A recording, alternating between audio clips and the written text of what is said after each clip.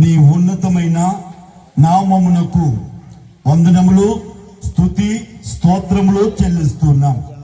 ప్రభువా, ఈ ఆదివారము రాత్రి కాలమున నిన్ను ఆరాధించుటకు, స్తుతించుటకు మీరిచ్చిన ఈ గొప్ప తరుణాన్ని బట్టి నీకు వందనాలు, స్తోత్రములు. ప్రభువా, ఈ ఆరాధనను ప్రారంభిస్తూ ఉండగా ప్రారంభము కన్నా ముగింపు మహాఘనముగా దవా జరుగునట్లుగా నీ కృప అనుగ్రహించమని ప్రార్థన చేస్తున్నాను. నీ సన్నిధిలో నేను నిలిచిన ప్రతి వారు పరవశించి ఆత్మవశులై నిన్ను ఆరాధించడానికి నీ బిడ్డలేని వారందరినీ పిలవండి ప్రభా. ఈ గ్రామంలో ఉన్న బిడ్డలను ఆత్మ చేత ప్రేరేపింపబడి పరిశుద్ధాత్మ చేత ప్రేరేపింపబడి దేవా, నేను నీ సన్నిధిలో మేమందరము ఆరాధించడానికి, స్తుతించడానికి నీ కృప దయచేయమని ప్రార్థన చేస్తున్నాను తండ్రి. నీకే వందనాలు ప్రభా. నాయనా, ఈ స్థలములో నిన్ను ఆరాధిస్తూ ఉంటే పరలోకములో దూతలు ఆరాధిస్తూ ఉన్నారు, పరిశుద్ధులు ఆరాధిస్తూ ఉన్నారు, 4 జీవులు ఆరాధిస్తూ ఉన్నాయి. అయినను మనుషుల నోట స్తుతి నీవు మనుషుల ఆరాధనను ప్రభా కోరుకొనుచు దేవానికే స్తుతి స్తోత్రములు చెల్లిస్తున్నాను. మా మధ్యకు దిగి వస్తున్న మా తండ్రి, నీకే వందనాలు చెల్లిస్తున్నాను ప్రభా.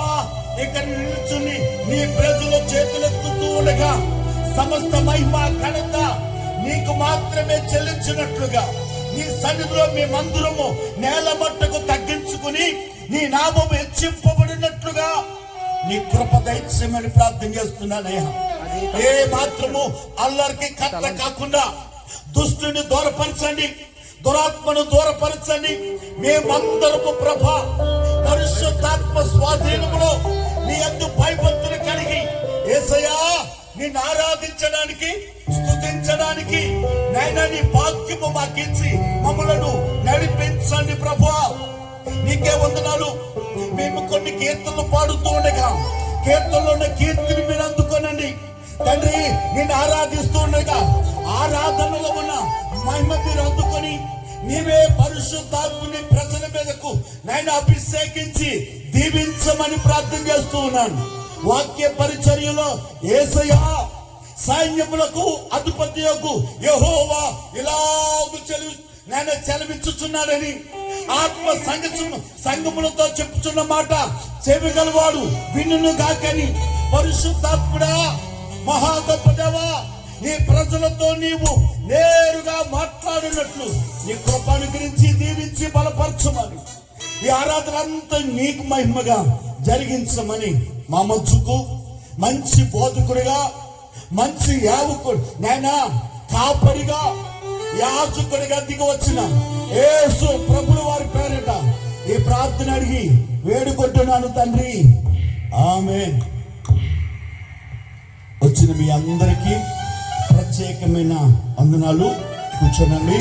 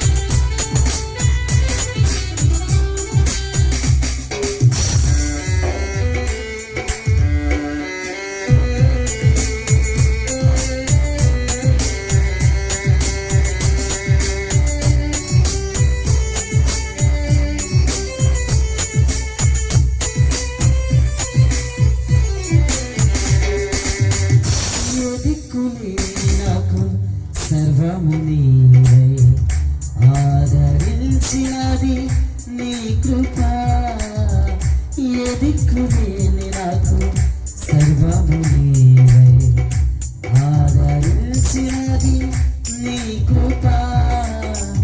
మాటిరని నాకు రాగము ఇచ్చి నీ కృపను కాదే ధన్యతనిచ్చావు. మాటిరని నాకు రాగము ఇచ్చి నీ కృపను చాదే ధన్యతనిచ్చావు. యేసయ్యా యేసయ్యా అయ్యా పాడను ఏమి చెప్పను యేసుని ప్రేమ మంచిదను. ఎన్నో రీతిగా వ్యవహరించిన మాటలు చాలు ఆ ప్రేమకు. ఎలా పాడను ఏమి చెప్పను యేసుని ప్రేమ మంచితనము. ఎన్నో రీతులా వివరించిన మాటలు చాలవు ఆ ప్రేమకు. ఎందు వెదకినా యేసునామమే, ఎటు వెళ్ళినా యేసుగానమే. ఎందు వెదకినా యేసునామమే, ఎటు వెళ్ళినా యేసుగానమే. ఎనలేని ఆనందం నా యేసుతో స్నేహం, ఎనలేని ఆనందం నా యేసుతో స్నేహం. ఎలా పాడను ఏమి చెప్పను యేసుని ప్రేమ మంచితనము. ఎన్నో రీతులా వివరించిన మాటలు చాలవు ఆ ప్రేమకు.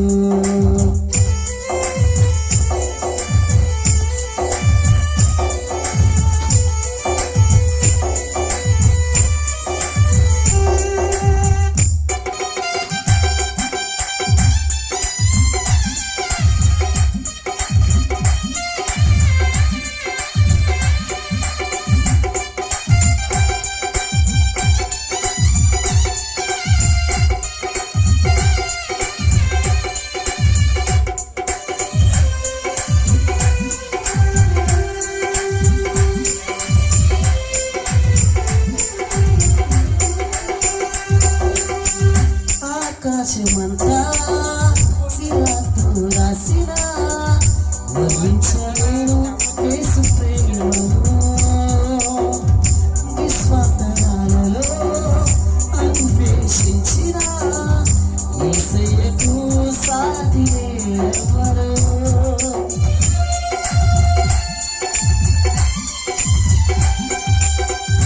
ఆకాశమంతా శిలతో రాసిన వర్ణించలేదు యేసు ప్రేమను. విశ్వాసనాలలో అన్వేషించిన యేసయ్యకు సాటి ఎవరు. వర్ణించలేని శాశ్వతమైనది నా యేసు ప్రేమ.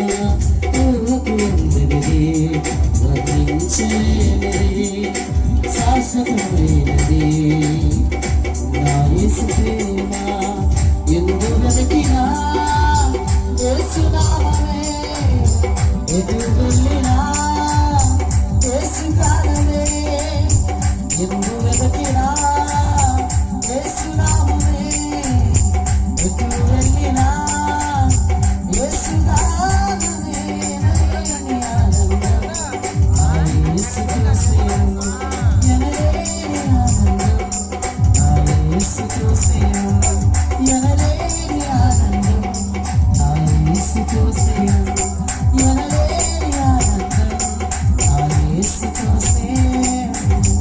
ఎలా పాడను ఏమి చెప్పను యేసుని ప్రేమ మంచితనము.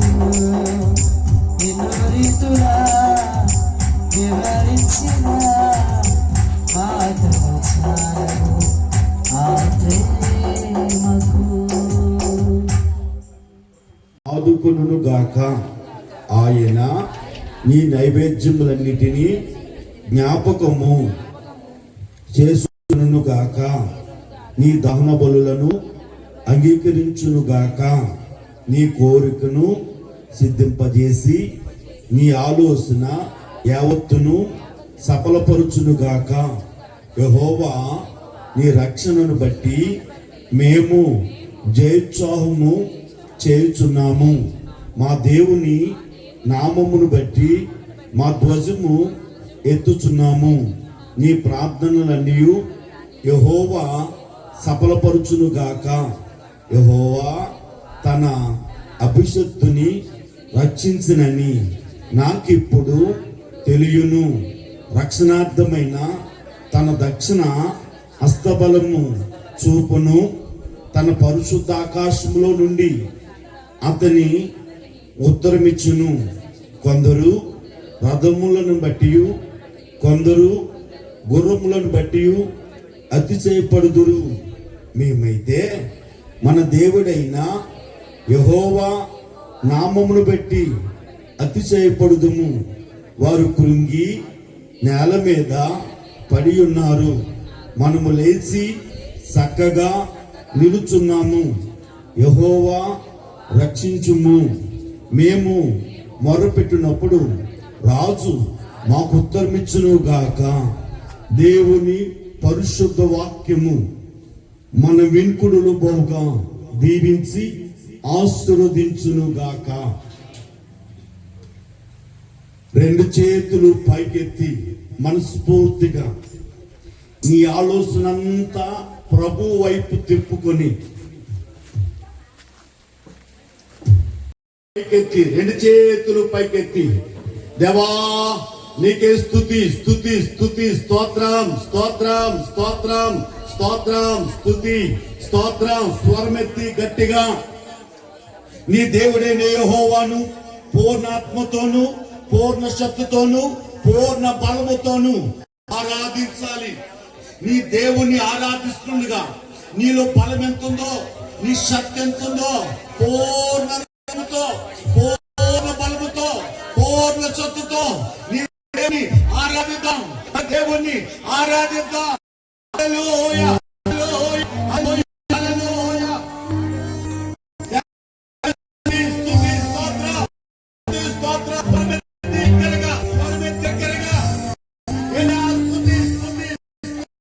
నా ప్రాణమా యెహోవాను సన్నిధించుము. నా ప్రాణమా ప్రభువా నా మీద ఒలికించు. నీ రక్తము నా మీద ఒలికించు. ప్రభువా నన్ను తాకయ్యా. ప్రభువా నన్ను తాకయ్యా.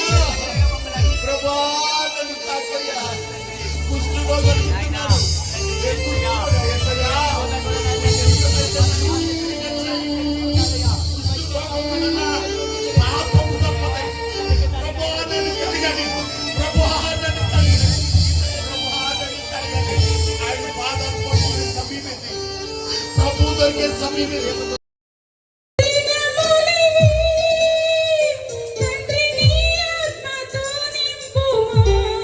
అందరూ కలిసి పాడదాం.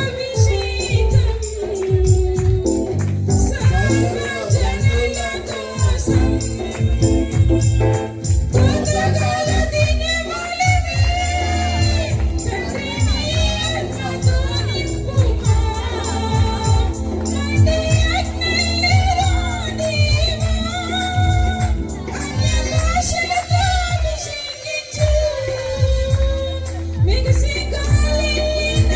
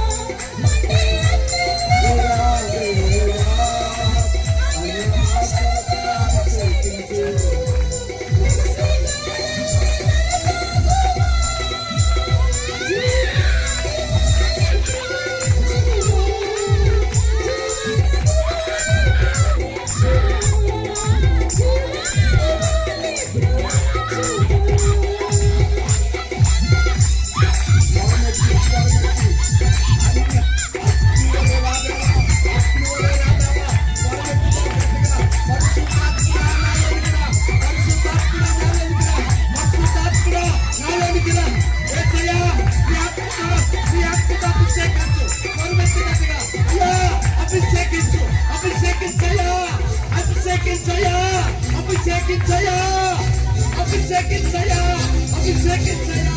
Oh, glory, glory, God. And then remember the glory, enjoy the content. I love you. I get counted. I know it. I know it. I want content.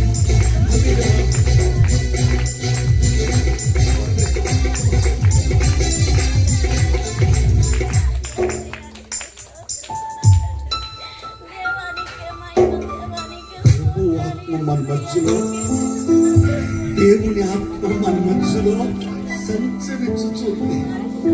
ఆయన నీ హృదయాన్ని పరిశీలిస్తున్నాడు. నీ హృదయాన్ని పరిశీలిస్తున్నాడు. హృదయాన్ని పరిశీలిస్తున్నాడు. యథార్థ హృదయంలో ఆయన రాబోతున్నాడు. శుద్ధ హృదయంలోనికి ఆయన రాబోతున్నాడు. నలిగిన హృదయంలోనికి ఆయన రాబోతున్నాడు. ఈ శరీరం శుద్ధ హృదయం కలిగించాయి. శుద్ధ హృదయం కలిగించాయి. శుద్ధ హృదయం కలిగించాయి. నాయనా శుద్ధ హృదయం కలిగించాయి. స్వర్గంతో స్వర్గంతో దవాని ఆత్మ నాకు కావాలి. దవాని ఆత్మ నాకు కావాలి. నాయనా నాలోనికి రండి. నాలోనికి రండి. నాలోనికి రండి. నాలోనికి రండి. పరిశుద్ధాత్ముడా నాలోనికి రండి. పరిశుద్ధాత్ముడా నాలోనికి రండి. నాలోనికి రండి. నాలోనికి రండి. నాలోనికి రండి అయ్యా. నన్ను వెలిగించు. నన్ను వెలిగించు. నన్ను వెలిగించయ్యా. గదిలో మండిన ఓ పావురమా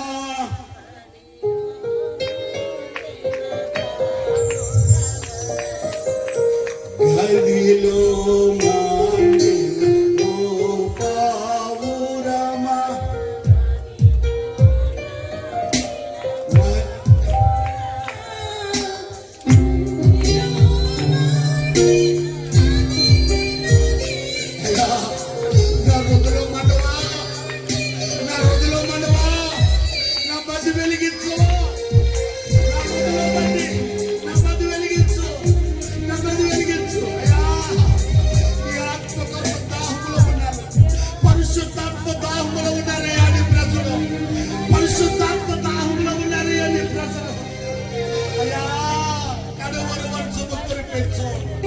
పరిశుద్ధాత్మ వర్షాన్ని కురిపించు. తప్పుతున్న వారులారా నా ఎత్తుకు రండి. ఆత్మ తాగుతున్న ప్రజల మీద, ఆత్మ తాగుతున్న నీ ప్రజల మీద పరిశుద్ధాత్మను పరిశుద్ధాత్మను కురిపించండి అయ్యా. కురిపించండి అయ్యా. కురిపించండి అయ్యా. కురిపించండి.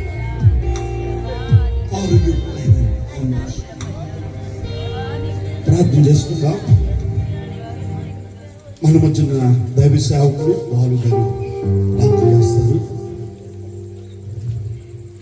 ప్రతి ఒక్కరు కళ్ళు మూసుకుని ప్రార్థన చేసుకున్నాండి. మహాగణుడ, మహోన్నతుడ, సర్వశక్తిమంతుడ, సర్వాధికారి, మీ యొక్క సార్వభౌమాధికారం బట్టి మీకే స్తుతులు స్తోత్రం చెల్లించుకుంటున్నాం. పరిశుద్ధాత్మదేవ, ఇప్పటి వరకు కూడా పాటల ద్వారా నేను మహిమపరచడానికి, నిన్ను గణపరచడానికి మరిచిన అవకాశంలో బట్టి మీకే వందనాలు వేసారు. మాకంటే బలవంతులు, మాకంటే జ్ఞానవంతులు, మాకంటే ధనవంతులు ఈ కాలగర్భంలో కలిసిపోయారయ్యా నా తండ్రి. మాకైతే నన్ను ప్రవేశించే ఏ యోగ్యత లేని మాకు నన్ను ప్రభా నీ యొక్క ఉచితమైన కృప చేత, నీ యొక్క ఉచితమైన ప్రేమ చేత సజీవుల లెక్కలో మీరు మమ్మల్ని ఉంచిన విధమును బట్టి మీకు స్తోత్రం వేసే పరిశుద్ధాత్మదేవ తండ్రి. గడిచిన గత వారమంతా కూడా నాన్న ప్రభా అయా మంచి ఆరోగ్యమును, శక్తిని, బలమును, అయ్యా మాకు కావలసిన ప్రతి సమృద్ధిని మీరు మాకు అనుగ్రహించిన విధమును బట్టి మీకు స్తోత్రం వేసే పరిశుద్ధాత్మదేవ. నీ వాక్యమును నీ సేవకుడి నాన్న ప్రభా విత్తబోచుండగా మా హృదయం అనే నేలను సిద్ధపరచుకోవడానికి అయ్యా నాన్న ప్రభా నీ వాక్యమును నా తండ్రి మా హృదయంలో సిద్ధపరుచుకుని వాటిని భద్రపరుచుకుని నూరంతల ఫలము మేము పొందుకోవడానికి సహాయం చేయమని, ఇదిగో నా తండ్రి వచ్చిన ప్రతి బిడ్డలను దీవించమని, ఇదిగో నాన్న ప్రభా సమస్తమును నీ చేతులు సమర్పిస్తున్నాం నా తండ్రి. మాట్లాడబోచున్నాను నాన్న ప్రభా, నీ ప్రియ సేవకుని జ్ఞాపకం ఉంచుకుని నాన్న ప్రభా, నోటికి బోరగా ఉండే నాన్న ప్రభా మీరే మాట్లాడి నా తండ్రి. ఇదిగో నాన్న ప్రభా నీ మాట బ్రతుకులను మారుస్తుందయ్యా, నీ మాట నాన్న ప్రభా తండ్రి అయా బాధలో ఉన్న వారికి ఓదార్పునిస్తుందయ్యా నా తండ్రి. అయ్యా నాన్న ప్రభా వచ్చిన వారు నాన్న ప్రభా ఏ స్థితిలో వచ్చారో మాకైతే తెలియదు, కానీ ఖాళీ హృదయంతో వచ్చిన వారు నా తండ్రి సమృద్ధిగా నా తండ్రి నాన్న ప్రభా వెళ్ళడానికి సహాయం చేయమని, ఈ యొక్క ఉస్సులపుర గ్రామాన్ని దీవించమని, యవనస్తులందరూ అనేక మంది అయా నాన్న ప్రభా తండ్రి తొట్టిల్లుచున్నారు, నిన్ను విడిచి వెళ్ళిపోతున్నారు నా తండ్రి. వారందరూ కూడా నాన్న ప్రభా తండ్రి వాక్యం ద్వారా పట్టబడి ఆయన నా నీలో నాన్న ప్రభా అయా ఎదగడానికి సహాయం చేయమని, సమస్త మహిమ ఘనత ప్రభావములు మీకు చెల్లిస్తూ యేసు పరిశుద్ధమైన శ్రేష్టమైన శక్తి కలిగిన నామంలో ఈ యొక్క ప్రార్థన పొందుకుంటున్నాం తండ్రి. ఆమేన్. కూర్చుందాం. దేవుడు మిమ్ములను, మీ బిడ్డలను, మీ కుటుంబాలను దీవించి వర్ధిల్ల చేయును గాక.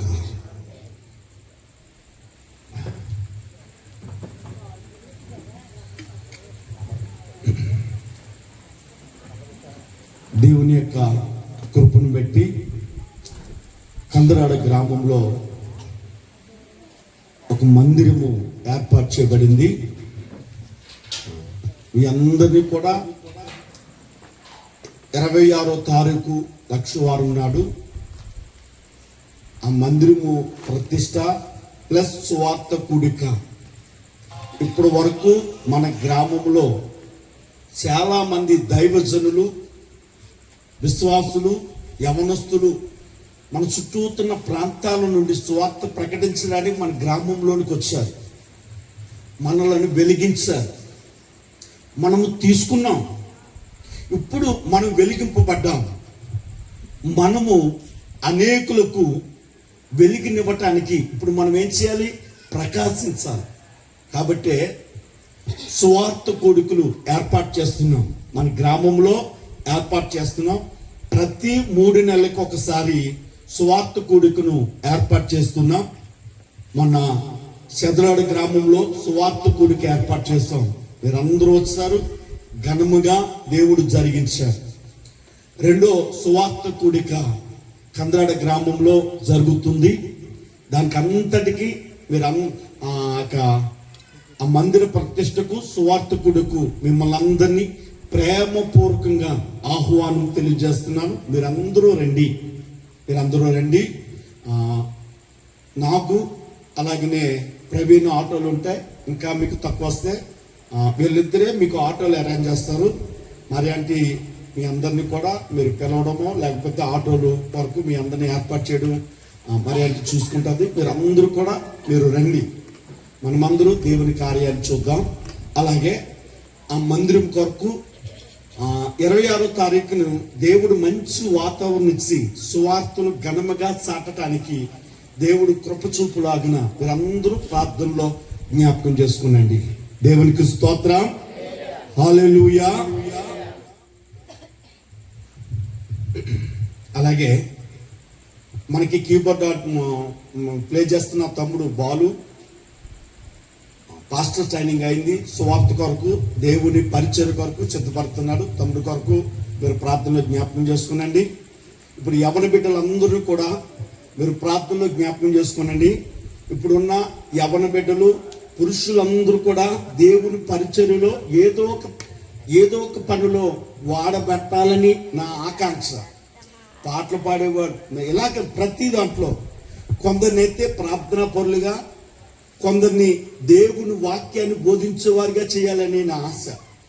ఒకప్పుడు మన గ్రామంలో నేను యవనస్తుడిగా ఉన్నప్పుడు రాత్రి కాలంలో మా ఇంటి దగ్గర ప్రార్థన జరిగేది. 15 మంది యవన బిడ్డలు, ఆడబిడ్డలు ఉండేవారు. 15 మంది మీదకి పరిశుద్ధాత్మ దిగి వచ్చేది. అలాగే తెల్లవారుజాము 4 గంటలకి ఆనొగ్గర్ ఇంటి దగ్గర యవనస్తులందరూ కూడికి ప్రార్థన చేసేవారు. యవనస్తులందరి మీదకి పరిశుద్ధాత్మ దిగొచ్చేది. దేవుడు ఈ కడవరి దినాలలో ఆ దినాన్ని మళ్ళీ చూడాలని నేను కనిపెడుతున్నాను, ప్రార్థన చేస్తున్నాను. పరిశుద్ధాత్మ ప్రతి వాని మీదకి రావాలనేదే నాకు మూల ప్రార్థన. అలాగే మన ఇంటిలో మనం వస్తున్నాం, కానీ కొంతమంది మన ఇంటి యజమానులు ఉన్నారే, మన కొరకు వారు వర్షానికి తడుస్తూ ఎండకి ఎలుస్తూ వారు ఎండలో కష్టపడుతున్నారు. వారిలో చాలా మంది దేవునికి దూరంగా ఉన్నారు. కాబట్టి వారందరూ కూడా దేవుని మందిరానికి నడిపింపబడాలి, రక్షణ మార్గంలో ఉండాలి. నా ప్రధాన ప్రార్థన. కాబట్టి ఉదయకాల ప్రార్థనలు ఫస్ట్, ఇంతకుముందు ప్రార్థన మార్చాను. నేను గ్రామంలో ఉన్న రక్షణ లేని వారందరూ కూడా ఈ రక్షణలోకి రావాలని ఉదయకాల ప్రార్థనలో ప్రత్యేకంగా ప్రార్థన చేస్తున్నాను. మీరు అందరూ జ్ఞాపకం చేసుకునండి, ప్రార్థన చేయండి. దేవునికి స్తోత్రం, హల్లెలూయా. దేవుని వాక్యాన్ని చదువుకుందాము. ఈరోజు నేను గుడ్డివాడి కోసం మాట్లాడాలని నేను సిద్ధపడ్డాను. పరిశుద్ధాత్ముడు నన్ను వేరే వాక్యానికి ప్రేరేపించాడు. కాబట్టి ఈ వాక్యం తర్వాత నేను చెప్తాను. ఇప్పుడు గుడ్డివాని వాక్యం కాదు, దేవుని మరి ఆలోచన, దేవుని యొక్క మరి దానిని బట్టి వాక్యాన్ని చదువుదాం. ఆమోసు గ్రంథము 7వ అధ్యాయము 7వ వచనాన్ని చదువుదాం.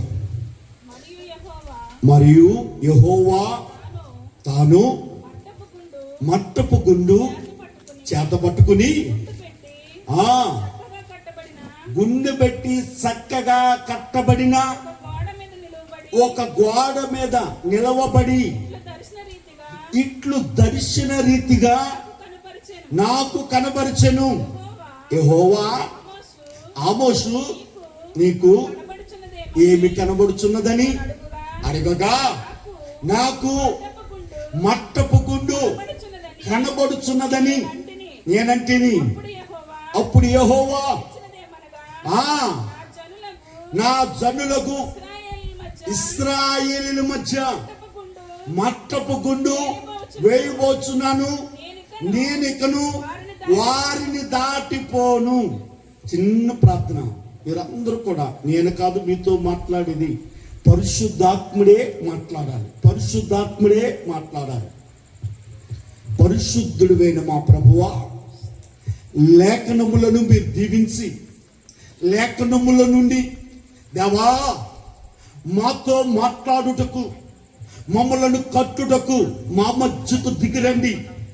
దేవా, నీవు మంచి బాధకుడు అయిన మా దేవా, మా ప్రభువా మాతో మాట్లాడమని ప్రార్థన చేస్తున్నాను. దేవా, నీ దాసుడిని నేను సత్యహీనులను, నోటి మాన్యము కలిగిన వాడను. దేవా, పరిశుద్ధాత్ముడా, నీవు నీ ప్రజలతో మాట్లాడున్నట్లు వాక్శక్తిని అనుగ్రహించి, యెహోవా ఇలాగును సెలవిచ్చుచున్నాడని నీ ప్రజలకు నీ మాట అందించి, దేవా నీ కృప అనుగ్రహించమని, దీవించమని మా మధ్యకు దిగి వచ్చిన యేసు ప్రభుల వారి పేరట ఈ ప్రార్థన అడిగి వేడుకుంటున్నాను తండ్రి. కూర్చుందాం. ఆమోసు సాధారణంగా చిన్న ప్రవక్తలలో ఒకడు. ఆమోసు గురించి మనం చదివితే, ఆమోసు పశువుల కాపరి. అంత జ్ఞానం కలిగిన వాడు కాదు, విద్య కలిగిన వాడు కాదు, అలాగని సమాజంలో గుర్తింపు ఉన్నవాడు కాదు. ఆమోసును గురించి మనం చూస్తే, చరిత్ర విషయాల్లో మనం చూస్తే, ఆమోసు మేడు పండ్లను వేరుకుని వాటిని అమ్ముకుని జీవనాన్ని కొనసాగించేవంటి వ్యక్తి, పశువుల కాపరి. ఇలాంటి వ్యక్తిని దేవుడు పిలిచి ఇశ్రాయేలీయుల దగ్గరికి వెళ్ళి, యెహోవా ఇలాగు సెలవిచ్చుచున్నాడు, నా ప్రజలతో నా వాక్కు చెప్పు, నేను నీకు ఏ విషయాలను ప్రకటించమంటానో నా ప్రజల యొద్దకు వెళ్ళి నా ప్రజలతో నేను చెప్పిన మాట మాట్లాడమని చెప్పాడు. దేవునికి స్తోత్రం, హల్లెలూయా. దేవుడు ఆమోసు దర్శనాన్ని చూస్తున్నాడు. దర్శనంలో చూస్తూ ఉండగా దేవుడు మట్టపు గుండు పట్టుకుని మట్టపు గుండు చేత చక్కగా కట్టబడిన గోడ మీద నిలిచి ఆమోసుతో మాట్లాడుతున్నాడు. ఆమోసు, నీకేం కనబడుతుంది అంటే, అయ్యా, ఆమోసు అంటున్నాడు, అయ్యా నాకు మట్టపు గుండు కనబడుతుంది అని అన్నాడు. అప్పుడు ఆమోసుతో అంటున్నాడు, నువ్వు వెళ్ళి ఇశ్రాయేలీయులలో మట్టపు గుండు వేయబోతున్నాను, నేనిక వారిని దాటిపోను, వారి మధ్యలో ఉండి వారి మీద మట్టపు గుండు వేయబోతున్నాను అని సెలవిమ్మన్నాడు. దేవునికి స్తోత్రం, హల్లెలూయా. ఆమోసు ఇశ్రాయేలుతో మాట్లాడినట్లుగా నేటి దినాన దేవుడు క్రైస్తవ సంఘముతో మాట్లాడుతున్న మాట ఏమిటో తెలుసా? నేను నా ప్రజల మధ్య, నేను నా సంఘము మధ్య మట్టపు గుండు వేయబోతున్నాను. ఏంటట? మట్టపు గుండు వేయబోతున్నాను. దేవునికి స్తోత్రం. మట్టపు గుండు అనగా ఒకడు ఇల్లు కడుతున్నప్పుడు, ఒకడు గోడ కడుతున్నప్పుడు అది వంకరగా కాకుండా స్ట్రైట్ గా నిదానముగా కట్టబడటానికి వాడే పరికరం పేరు మట్టపు గుండు. దానిని మన భాషలో వడంబరం అని పిలుస్తారు. ఏంటి చెప్పండి, మీకు తెలుసా? వడంబరం అందరికీ తెలుసా? దానిని ఇంగ్లీష్లో తంబ్ అని కూడా పిలుస్తారు. దేవునికి స్తోత్రం, హల్లెలూయా. ఒక తాపి మేస్త్రి ఒక ఇంటిని కట్టడానికి, గోడను కట్టడానికి తాను వడంబరము ఉపయోగించి తిన్నగా కడతాడు.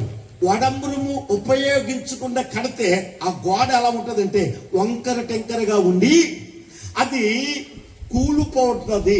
అదేమవుతుందట? కూలిపోతుంది. దేవునికి స్తోత్రం. ఈ వడంబరము మట్టకు గుండు దేనిని సూచిస్తుందంటే దేవుని వాక్యాన్ని సూచిస్తుంది. దేన్నట? దేవుని వాక్యాన్ని సూచిస్తుంది. ఈ మట్టపు గుండు ఏదో కాదు, ఈ మట్టపు గుండు దేవుని వాక్యము. దేవుని వాక్యమును మట్టపు గుండుతో దేవుడు ఏం చేయబోతున్నాడు? మట్టపు గుండు చేత పట్టుకుని ప్రజలలో మట్టపు గుండు వేసి ప్రజలను ఏం చేయబోతున్నాడు అని అంటే రెండు విషయాలు నేను తెలియజేస్తాను. ఒకటి, సంఘాన్ని కడుతున్నాడు. ఒకటి ఏం కడుతున్నాడట? సంఘాన్ని కడుతున్నాడు. సంఘం అంటే ఏంటో తెలుసా? ఆయన శరీరం, ఆయన మనకు శిరస్సు, సంఘము ఆయన శరీరం. సంఘం అంతా కూడా ఆయన అవయవములో కట్టబడినట్లుగా వడంబరము అనే వాక్యాన్ని పెట్టి ప్రతి వ్యక్తిని కూడా సంఘము అను తన శరీరాన్ని దేవుడు కట్టుతూ ఉన్నాడు. దేవునికి స్తోత్రం, హల్లెలూయా, హల్లెలూయా. రెండోది, ప్రతి వ్యక్తిని కూడా ఆత్మ సంబంధమైన కట్టడముగా, మందిరముగా దేవుడు కడుతూ ఉన్నాడు. ఆత్మ సంబంధమైన మందిరముగా అంటే నువ్వు సంఘములో ఉన్నావు. నీవెవరో తెలుసా? ఆయన శరీరం. నీవు సంఘములో ఉన్నావు. నీవెవరో తెలుసా? ఆయన మందిరం. ఆయన ఎవరట? యేసు సంఘమునకు శిరస్సు అయి ఉన్నాడు. దేవుడు ఆత్మ సంబంధమైన మందిరముగా నిన్ను కడుతున్నాడు. మొదటి కట్టడము ఆయన శరీరముగా, రెండో కట్టడము ఆత్మ సంబంధమైన మందిరముగా కడుతూ ఉన్నాడు, కడుతూ ఉన్నాడు. దేవునికి స్తోత్రం, హల్లెలూయా. కీర్తన గ్రంథములో మనం చూస్తే 119 కీర్తనలో 9వ వచనం, యవనస్తులు దేని చేత తన నడతను శుద్ధీకరించుకొందురు? నీ వాక్యముని బట్టి జాగ్రత్తగా చూసుకొనుట ద్వారానే కదా. యవనస్తులు తన నడత, యవనస్తులు తన మార్గము. నేను అంటాను, యవనస్తులే కాదు, ఏ వయస్సులో ఉన్నవారైనా, నువ్వు బాలురుగా ఉన్నా, యవనస్తుడుగా ఉన్నా, నడు వయస్సులో ఉన్నా, వృద్ధురాలుగా ఉన్నా, నిన్ను దేవుడు అంటున్నాడు, నీ మార్గంలో వంకర లేకుండా, నీ మార్గంలో వంకర అనేది లేకుండా చక్కగా కట్టబడుతున్న కట్టడం వలె దేవుడు నీవు ఉండాలి అంటే, నీ ప్రవర్తన ఆయనకు ప్రీతికరముగా ఉండాలి అంటే మూల ఆధారము ఏంటో తెలుసా? వాక్యము. ఏంటంట? వాక్యము. దేవునికి స్తోత్రం. అదే అధ్యాయంలో 56వ వచనాన్ని కూడా ఒక్కసారి చూద్దాం. నీ ఉపదేశమును అనుసరించి నేను నడుచుకొనుచున్నాను, ఇదే నాకు వరముగా ఇయ్యబడింది. మన బైబిల్ గ్రంథంలో మనం చూస్తే చక్కగా కట్టబడిన వారు ఉన్నారు. పరమగీతంలో అంటాడు ఆయన, సహోదరి ప్రాణేశ్వరి, మంద జాడలు నీకు తెలియకపోయినా అని అంటే, మంద కాపురం మన ముందు నడుస్తున్నారు. వారు అడుగు జాడలను బట్టి మనం ఏం చేయాలట? ఆయన కనుగొనడానికి వెళ్ళాలి. ఆయన కనుగొనడానికి వెళ్ళాలి. మంద కాపులు అనబడుతున్న ప్రవక్తలు ఉన్నారు. వారు చక్కగా విశ్వాసములో కట్టబడి, భక్తి జీవితంలో కట్టబడి, పరిశుద్ధాత్మలో కట్టబడి మనకు ఒక మంచి మాదిరిని ఉంచారు. ప్రతి వ్యక్తి కూడా ఒక మంచి మాదిరిని ఉంచి వెళ్ళారు. దేవునికి స్తోత్రం. హల్లెలూయా, హల్లెలూయా. వాక్యం అంటుంది, నీవు చక్కగా నిదానముగా నీవు ఒక గోడ వలె, ఒక ఇల్లు వలె కట్టబడాలి అంటే, నీలో వంకరతనము లేకుండా ఉండాలి అంటే నువ్వు ఏదెట్టి ఆ వంకరతనాన్ని తొలగించుకోవాలో తెలుసా? తాపి మెత్రి గోడ కడుతున్నాడు. మొదట అతను ఏం చేస్తాడంటే ఇటుకలు పేర్చుకుంటూ పోతాడు. కిందిటికు పై ఇటుకు కరెక్ట్గా నిదానంగా ఉందో లేదో ఇప్పుడు ఏం చేస్తాడట? మట్టపు గుండేస్తాడు, దాన్ని సరి చేస్తాడు. దాన్ని ఏం చేస్తాడట? సరి చేస్తాడు. ఇప్పుడు అంటున్నాడు, నువ్వు వెళుతున్న మార్గములో నిదానముగా ఇటట కుడిమొక్క కానీ ఎడమొక్క కానీ తొట్టులకుండా నీవు చక్కగా కట్టబడి ఆయన గోడ మీద నిలుచుండడానికి, అనగా చక్కగా కట్టబడిన ప్రతి ఇంటి మీద, ప్రతి కట్టడం మీద దేవుడు నిలిచి ఉంటాడు. అలాగున దేవుడు నిలిచి ఉండే కట్టడముగా నీవు కట్టబడాలి అంటే మట్టపు గుండు అను వాక్యము చేతే కట్టబడాలి. మట్టపు గుండు అను వాక్యము చేత కట్టబడాలి. దేవునికి స్తోత్రం. హల్లెలూయా, హల్లెలూయా. ఆది కాండము 2వ అధ్యాయము 7వ వచనంలో చూస్తే, నేల మట్టి నుండి దేవుడు ఏం చేశాడట? మనిషిని నిర్మించాడు. ఆయన ఎవరో తెలుసా? నిర్మాణికుడు. ఆయన కట్టడము కట్టేవాడు, తాపీ మేస్త్రి. ఇప్పుడు ఆది కాండంలో మొట్టమొదటి మనిషి ఆదామును దేవుడు అంటున్నాడు, నేల మట్టి నుండి తీసి ఆయన హస్తములతో మనిషిని నిర్మించాడు. ఒక మనుషుడు ఒక ఇంటిని ఎలా కడతాడో, ఒక గోడని ఎలా కడతాడో అదే రీతిగా మనుషుడు అనబడుతున్న ఆదామును దేవుడు చక్కగా వంకరతనము లేకుండా ఆదాముని నిర్మించాడు. ఆదాముని ఏం చేశాడట? నిర్మించాడు. దేవునికి స్తోత్రం. చక్కగా నిర్మింపబడిన ఈ నిర్మాణం ఉందే, ఆదాము అనే నిర్మాణం ఉందే, దేవుడి నిర్మించిన ఈ నిర్మాణము కూలిపోవటానికి, పతనమైపోవటానికి కారణం ఏంటి అని ఆలోచన చేస్తే, ఆజ్ఞాతిక్రమము పాపము. ఇటట ఆజ్ఞాతిక్రమము పాపము, దాని ద్వారా వచ్చే జీతము మరణం. ఎందుకు కూలిపోయింది కట్టడం అంటే, ఆజ్ఞాతిక్రమము పాపం. నీవు కట్టబడినప్పుడు దేవుని ఆజ్ఞ, దేవుని వాక్యము అను మట్టపు గుండు పెట్టుకుని నీవు సరి చేసుకోవాలి. నీవు సరి చేసుకోకుండా, నీ వంకరతనాన్ని పోగొట్టుకోకుండా, దేవుడు ఏది చేయొద్దన్నాడో దేవుడు ఎక్కడ నిలబడొద్దన్నాడో, దేవుడు వేటిని చూడొద్దన్నాడో వాటిని చూస్తున్నావు అని అంటే నీవు మార్గములో నుండి నీవు పక్కకి వంకర మార్గంలో ప్రయాణం చేస్తున్నావు. వాక్యం అంటుంది మొదటి కీర్తనలో, అపహాసులు కూర్చున్న చోట కూర్చుండకుండా, పాపుల మార్గంలో నిలవకుండా, దుష్టుల ఆలోచన చెప్పున ఈ మూడు నీలో ఉన్నాయా? ఇప్పుడు దేవుడు అంటున్నాడు నీ దగ్గరకు వచ్చి అంటున్నాడు, ఇశ్రాయేలీయులలో మట్టపు గుండి వేయబోతున్నాను, నేను వారిని దాటిపోను. ఈ రోజున దేవుడు నీతో మాట్లాడుతున్న మాట ఏంటో తెలుసా? మిమ్మల్ని దాటిపోను, విడిచిపెట్టను, నేను మీతోనే ఉంటూ మీ మీద మట్టపు గుండి వేస్తున్నాను. నీలో దుష్టుని ఆలోచన ఉందా? పాపుల మార్గంలో నిలబడుతున్నావా?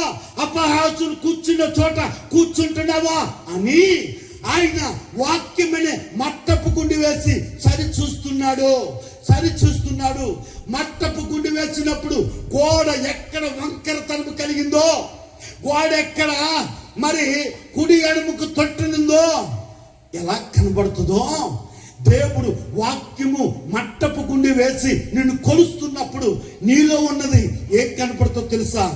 అపరాధమంతా, వంకరతనమంతా కనబడుతుంది. దేవునికి స్తోత్రం. నా ప్రభు దగ్గరకు వచ్చావా? మొదటి ఆదాము దేవుడు నిర్మిస్తే ఆజ్ఞాతిక్రమము వలన తన నిర్మాణాన్ని కూలగొట్టుకుంటే, కడపటి ఆదాము అనబడుతున్న యేసు ప్రభుల వారు ఈ లోకంలోనికి దిగి వచ్చి తన శిలువ మరణము ద్వారా ప్రతి మనిషిని కూడా పరిశుద్ధపరిచి ఆయన నిర్మాణము మొదలు పెట్టాడు. ఆయన ఏం చేశాడట? నిర్మాణాన్ని మొదలు పెట్టాడు. దేవునికి స్తోత్రం. హల్లెలూయా, హల్లెలూయా. మన చుట్టూతున్న ప్రజలను మనం చూస్తున్నప్పుడు, కొందరి భక్తి పరులను మనం చూస్తున్నప్పుడు, కొందరి విశ్వాసులను మనం చూస్తున్నప్పుడు, ఒకడు దేవుడు కట్టడం ప్రారంభించి విశ్వాస జీవితంలో ఒకడు 30 సంవత్సరాలు అవ్వచ్చు, ఒకడు 50 సంవత్సరాలు అవ్వచ్చు, ఒకడు 10, 20 ఇలాగ 5 సంవత్సరాలు అవ్వచ్చు. దేవుడు కడుతూ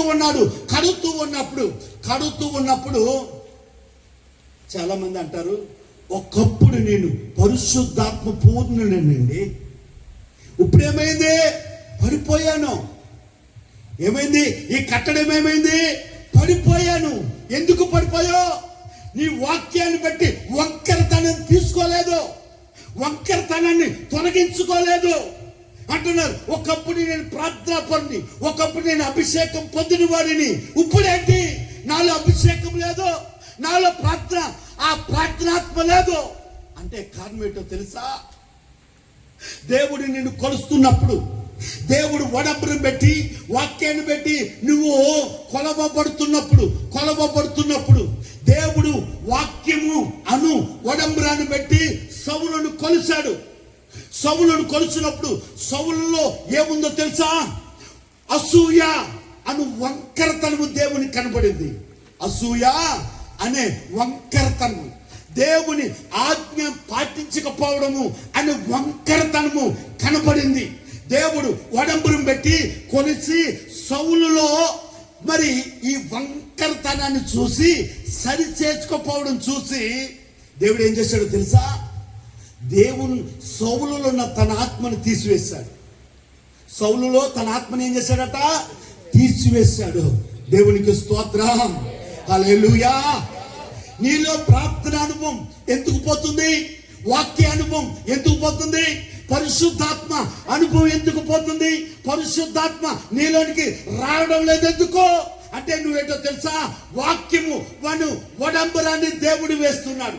వాక్యము చేత నిన్ను కట్టడం ప్రారంభించుకోలేదు. నీకు ఆశీర్వాదం ఉన్న వాక్యాన్ని తీసుకుని నిన్ను హెచ్చరించే వాక్యాన్ని విడిచిపెడుతున్నావు, నిన్ను గద్దించే వాక్యాన్ని విడిచిపెడుతున్నావు, నిన్ను కట్టే వాక్యాన్ని విడిచిపెట్టి ఏది నీకు మేలుకరమో, ఏది నీకు ఆశీర్వాదకరమో దానిని మాత్రమే తీసుకుంటున్నావు. కనుక నువ్వింకా కట్టబడట్లేదు. దేవునికి స్తోత్రం. హల్లెలూయా. యేసు ప్రభు ఒక ఉపమానాన్ని చెప్పాడు.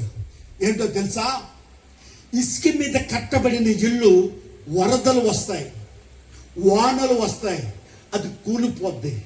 బండ మీద కట్టబడిన ఇల్లు బండ మీద కట్టబడిన ఇల్లు వరదలు వచ్చినా వానలు వచ్చినా ఏంటంటే చెప్పండి, ఆ ఇల్లు తట్టుకుని నిలబడుతుంది. కారణం ఏంటో తెలుసా? ఆ ఇల్లు బండ మీద, అనగా క్రీస్తు అనే బండ మీద, క్రీస్తు అనే బండ మీద కట్టబడింది. ఏ బండ మీద చెప్పండి? క్రీస్తు అనే బండ మీద కట్టబడింది. దేవునికి స్తోత్రం. హల్లెలూయా. నువ్వు ఎక్కడ కట్టబడ్డావు? ఇసుక మీద కట్టబడుతున్నావా? క్రీస్తు అనే బండ మీద, వాక్యము అను బండ మీద కట్టబడుతున్నావా? నిన్ను నీవు కడుతూ ఉన్నప్పుడు ప్రతి దినము వాక్యాన్ని చదువుతూ, వాక్యమును ప్రకారముగా, వాక్యంలో ఉన్న గద్దింపు, వాక్యములో ఉన్న పాప క్షమాపణ, వాక్యము నిన్ను గద్దిస్తున్నప్పుడు లోబడే తత్వం నిన్ను నీవు తగ్గించుకొని దేవుని ఎదుట యథార్థంగా ఆ జీవించే ఆ లక్షణానికి నువ్వు అప్పగించుకొని నిన్ను నీవు కట్టుకుంటున్నావా? బండి మీద లేదు, కూలిపోయినా పర్వాలేదు, పాడైపోయినా పర్వాలేదు, నేను ఇసుక మీద ఉంటున్నాను, ఇసుక మీద కట్టుకుంటాను అని అంటున్నావా? దేవునికి స్తోత్రం. దానికి దేవుడు ఒక ఉపమానాన్ని చెప్పాడు. దానికి ఏం చేశాడట? ఒక ఉపమానం చెప్పాడు. బైబిల్ గ్రంథంలో ధనవంతుడు, లాజరు అనే ఇద్దరు వ్యక్తులు కనబడుతున్నారు. ధనవంతుడు ఓదారంగు వస్త్రాలు వేసుకుని, అతను ఎవడో తెలుసా? అబ్రహాము కుమార్ని అని నరకముల నుండి ధనవంతుడే చెప్పాడు. ధనవంతుడు ఏమంటున్నాడు? అబ్రహాము తెలుసా ధనవంతుడికి? అబ్రహాం తెలుసు కాబట్టే, అబ్రహామా నీ దగ్గరున్న ఆ లాజరును పంపించు, చిటికిని వెళ్తే నీటి చుక్క నా నాలుగు మీద వేస్తే నేను ఉపశమనాన్ని పొందుతానని అడుగుతున్నాను. అంటే అబ్రహాం తెలుసు, దేవుని వాక్యము తెలుసు, ధర్మశాస్త్రము కూడా తెలుసు. అయితే వాక్యము చేత తాను కట్టుకోకుండా, వాక్యమును తనలో దేవుడు వాక్యమనే మట్టపు గుండు వేసుకోకుండా అడ్డదిడ్డంగా కట్టబడుతున్నాడు ధనవంతుడు. అడ్డదిడ్డంగా వంకర మార్గంలో కట్టబడుతున్నాడు ధనవంతుడు. ఈ లాజరు అనేవాడు ఉన్నాడే, ఇతడు కురుపులతో ఉన్నాడు, దరిద్రుడు. ఇతడు ఎవడట?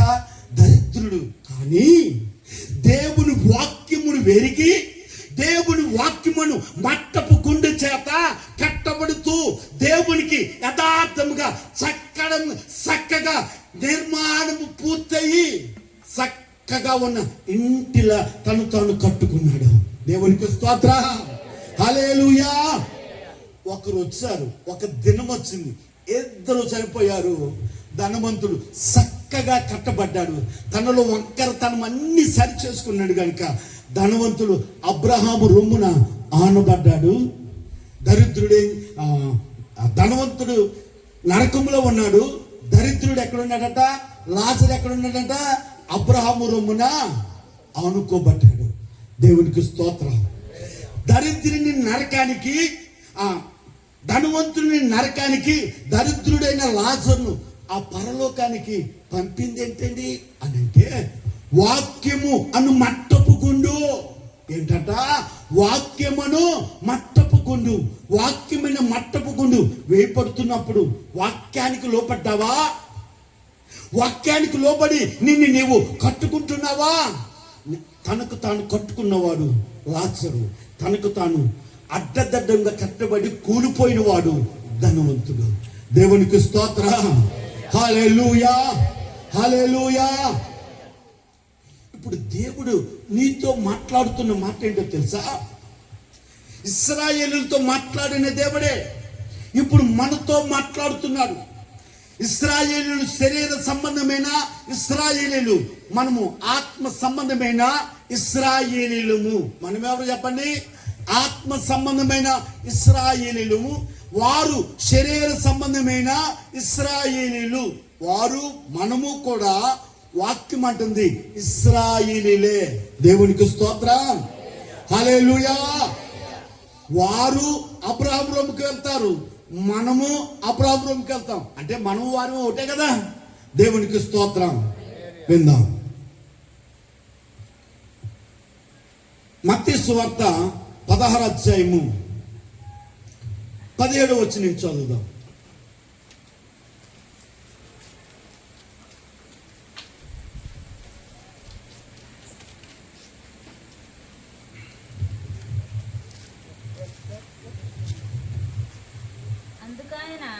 అందుకాయన నేను ఎవడనని చెప్పుకొనుచున్నారని వారిని అడిగాను. అందుకు సీమోను పేతురు, నీవు సజీవుడవగు దేవుని కుమారుడైన క్రీస్తు అని చెప్పాను.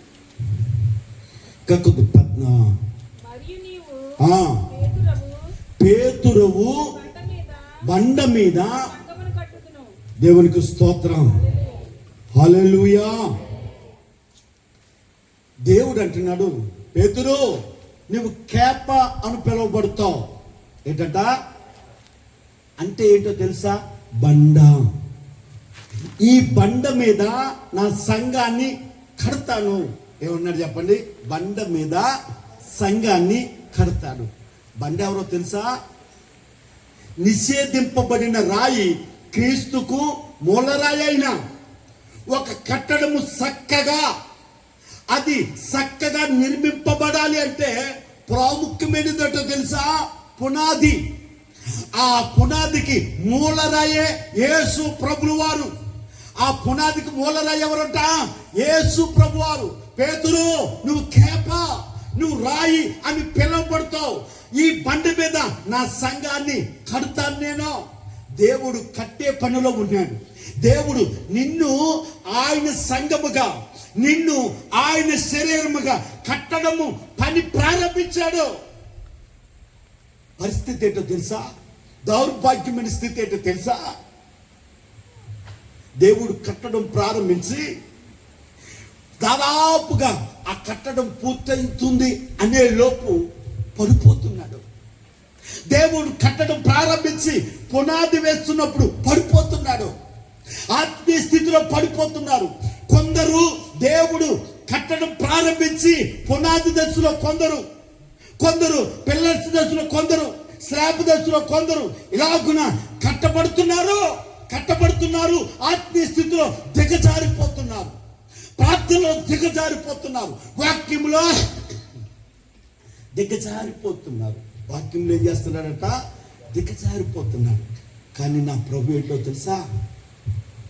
నా ప్రభు అంటున్నాడు, నువ్వు పడిపోతున్నా నేను మరలా నిన్ను కట్టడం ప్రారంభిస్తాను. వాక్యం అంటుంది, నీతిమంతులు 7 సార్లు పడినా తిరిగి పైకి లేపుతాడంట దేవుడు. నీవు పడిపోతున్నా దేవుని వాక్యం అంటుంది, నేను తిరిగి నిన్ను కడతాను. నేను దేవుడు తిరిగి కట్టడం ప్రారంభిస్తున్నావు. దేవుడు అంటున్నాడు, ఇక్కడ ఉన్న వారిలో అనేకులు నేను మట్టపు గుండు వేస్తే వీరు కూలిపోయిన వారు చాలా మంది ఉన్నారు.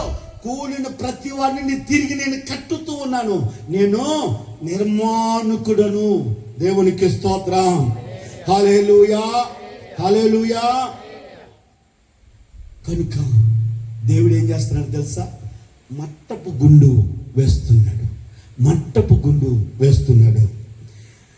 అందుకే ఏప్రిల్ రాసిన పత్రిక 3వ అధ్యాయం 3వ వచనాన్ని మనం చూస్తే,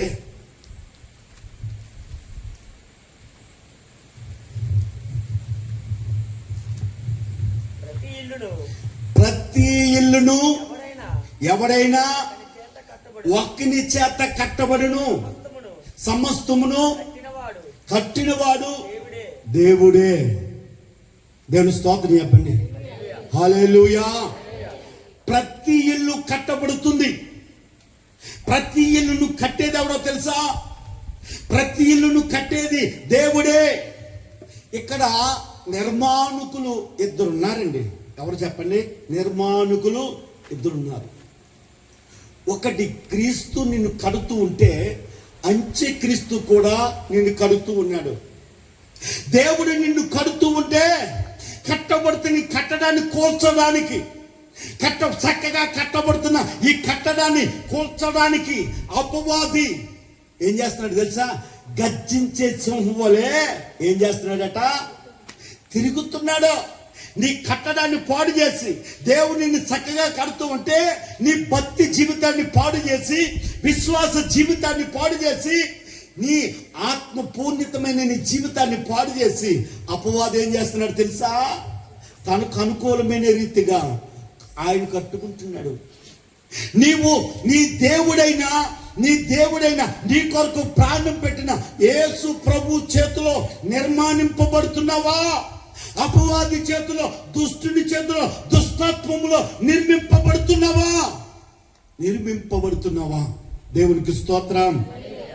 ఈ వాక్యాన్ని నేను ఒక 3 వారాలు కొనసాగించాలనుకుంటున్నాను. కాబట్టి దేవునికి స్తోత్రం. మీకు ఒక ఉపమానాన్ని మీ ముందుంచి తర్వాత వారం దీన్ని కంటిన్యూ చేస్తాం. దేవునికి స్తోత్రం. హల్లెలూయా. ప్రతి వ్యక్తిని కూడా దేవుడు ఏం చేస్తున్నాడట? కడుతున్నాడు. వాక్యమును మట్టపు గుండు వేసి నిన్ను సరి చేస్తున్నప్పుడు, వాక్యము నిన్ను గద్దిస్తున్నప్పుడు నువ్వేం చేయాలి తెలుసా?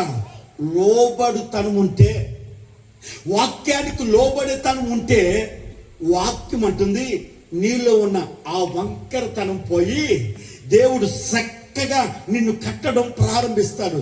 నీ కట్టడం పూర్తవుద్ది. దేవునికి స్తోత్రం. హల్లెలూయా. ఓ గొప్ప భక్తి పనిని నేను మీ ముందు ఉంచాలని ఆశపడుతున్నాను. సొలొమోను గూర్చి దేవుడు అన్నాడు, దావీదు మందిరాన్ని కట్టాలని నేను అనుకుని ఉంటే, దావీదుతో దేవుడు అంటున్నాడు, నీ మందిరాన్ని నువ్వు కట్టొద్దు, నీవు యుద్ధం చేసి నీ చేతుల నిండా రక్తం అంటుకుని ఉంది, నువ్వు నా మందిరాన్ని కట్టొద్దు, నీ కుమారుడు ఉన్నాడే సొలొమోను, ఆయన చేత నేను మందిరాన్ని కట్టించుకుంటాను అని అన్నాడు. దేవుని మందిరము సొలొమోను 7 సంవత్సరాలు కట్టాడట. ఎన్ని సంవత్సరాలు చెప్పండి? 7 సంవత్సరాలు కట్టాడు. దేవుడు సొలొమోనుకు 3 సార్లు ప్రత్యక్షమయ్యాడు. దేవుడు సొలొమోనుకు ప్రత్యక్షమయ్యి, ఇప్పుడు నీవు ఏది కావాలో కోరుకో, నేను ఇస్తాను అన్నాను. బంగారము కోరుకుంటావా? అది నీకు ఇస్తాను. వెండిని కోరుకుంటావా? నీకు ఇస్తాను. విస్తారమైన ఆస్తిని కోరుకుంటావా? నేను నీకు ఇస్తాను. నువ్వు ఏది కోరుకుంటే అది నేను నీకు ఇస్తాను అని దేవుడే ప్రత్యక్షమై వరమిస్తే, సొలొమోను ఏమన్నాడు తెలుసా? అయ్యా, నేను బాలుడను, యవనస్తుడను, నా ప్రజలని ఇశ్రాయేలును పరిపాలించడానికి నేను తగినవాడును కాదు. నా ప్రజలను పరిపాలించడానికి నాకు జ్ఞానము దయచేయి. నా ప్రజలలో ఎవరికి అన్యాయము జరగకూడదు. నా ప్రజలలో ఎవరు కూడా నా వలన కీడు అనుభవించకూడదు. నా వలన ఏ ఒక్కరు కూడా నా పరిపాలనలో బాధ అనేది ఉండకూడదు. కనుక నాకు జ్ఞానం ఇవ్వండి అని అన్నాడు. దేవుడు ఆస్తిని కోరుకోకుండా, అధికారాన్ని కోరుకోకుండా, వెండి బంగారాన్ని కోరుకోకుండా దేవుడు జ్ఞానాన్ని కోరుకున్నాడని దేవుడు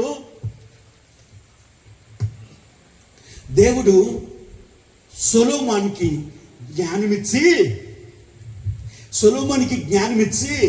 సొలొమోనుకి తాను కోరుకొనని ఆస్తిని, అధికారాన్ని అంతటిని ఇచ్చాడు. బైబిల్ గ్రంథంలో 40 సంవత్సరాలు ఇశ్రాయేలు ప్రజలను పరిపాలించింది సౌలు. ఆ తర్వాత 40 సంవత్సరాలు ఇశ్రాయేలును పరిపాలించినది దావీదు. ఆ తర్వాత యుద్ధం అనేదే లేకుండా సొలొమోను ఇశ్రాయేలు ప్రజలను, ఇశ్రాయేలుల 12 గోత్రములను కూడా 40 సంవత్సరాలు పరిపాలించారు. ఈ 40 సంవత్సరాల పరిపాలనలో సొలొమోనుకు శత్రువు అనేవాడు లేడు, యుద్ధం అనేదే లేదు. శత్రువులందరినీ కూడా సొలొమోనుకు దాసులుగా అప్పగించేశాడంట దేవుడు. దేవునికి స్తోత్రం. ఇప్పుడు ఈ సొలొమోను అనేవాడు ఉన్నాడే, యవ్వన ప్రాయంలో ఆస్తిని కోరుకోకుండా, అధికారాన్ని కోరుకోకుండా, ధనాన్ని కోరుకోకుండా, బంగారాన్ని కోరుకోకుండా జ్ఞానాన్ని కోరుకున్నాడంటే ఎంత చక్కగా కట్టబడ్డాడండి, ఎంత దైవ భక్తిలో కట్టబడ్డాడండి, ఎంత ధర్మశాస్త్రం ఉపదేశముతో కట్టబడ్డాడండి, చక్కగా కట్టబడ్డాడు. దేవునికి స్తోత్రం. ప్రతి వ్యక్తిలో కూడా ప్రారంభం అనేది చాలా ఘనముగా ప్రారంభింపబడుతుంది, ముగింపు అనేది చాలా ఘనహీనతతో ముగింపబడుతుంది. ఈ రోజున వాక్యం వింటున్న నీవు నీ ప్రారంభము కంటే క్రీస్తులో నీ ముగింపు మహాఘనముగా ఉండాలి. నీ ప్రారంభం కంటే నీ ముగింపు చక్కగా కట్టబడిన కట్టడం వలె నీ ముగింపు అద్భుతముగా ఉండాలి. అంటే నా దేవుడు మాట్లాడుతున్నాడు, వాక్యము అను మట్టపుకుండు ప్రతిరోజు నువ్వు సరిచేసుకో. బైబిల్ గ్రంథములో ప్రారంభము ఘనహీనతతో ప్రారంభించి ఘనముతో ప్రారంభింపబడిన వారెందరో ఉన్నారు. దావీదుని చూస్తే, దావీదు ఆ గొర్రెలను కాచుకుంటూ కోనల్లో తన జీవితాన్ని గడిపేవాడు. దావీదు ప్రజలలో ఉన్నవాడు కాదు, దావీదు పేరు పొందినవాడు కాదు, దావీదు గుర్తింపు పొందినవాడు కాదు. దావీదు ప్రారంభం ఎలా ఉన్నట? చాలా ఘనహీనము. దావీదు ముగింపు వచ్చేసరికి దేవుడు సాక్ష్యం ఇస్తున్నాడు, దావీదు నా హృదయానుసారి. దావీదు ప్రారంభమేమో ఘనహీనముగా మొదలు పెట్టాడు, ముగింపు వచ్చేసరికి దేవుడు దావీదుని గురించి సాక్ష్యం ఇస్తున్నాడు. ఈ దావీదు ఎలాంటోడో తెలుసా? దావీదు నా హృదయానుసారి, నేనే నా దావీదుని కట్టాను, నేనే ఈ కట్టడాన్ని ప్రారంభించి ముగించాను, చక్కగా వాక్యమును మట్టపుకుంటూ వేసి చక్కగా కట్టాను. ఈ రోజున దేవుని దగ్గర ఉన్న నీవు ఈ సాక్ష్యాన్ని కలిగి ఉన్నావా? నీవు ప్రారంభము కంటే ఈ ముగింపు దినాలలో, దేవుడు వచ్చే ఈ రాకడ దినాలలో నీ పత్తి జీవు ప్రారంభము కన్నా ఘనముగా ఉందా, ఘనహీనతగా ఉందా? నీ ప్రారంభము ఘనములో ప్రారంభపడి ముగింపు ఘనహీనతలో ఉన్నావేమో. దేవుని పాదాల దగ్గర ఉన్నావు, వాక్యం అనే మట్టపుకుండు వేసుకుని నువ్వు సరి చేసుకుని నీ ముగింపును కనపరుచుకో. నీ ముగింపును ప్రభువులో ఘనముగా ముగించడానికి నీవు చక్కగా నీ ఇల్లు కట్టుకోమని దేవుని వాక్యం హెచ్చరిస్తూ ఉంది. దేవునికి స్తోత్రం, హల్లెలూయా.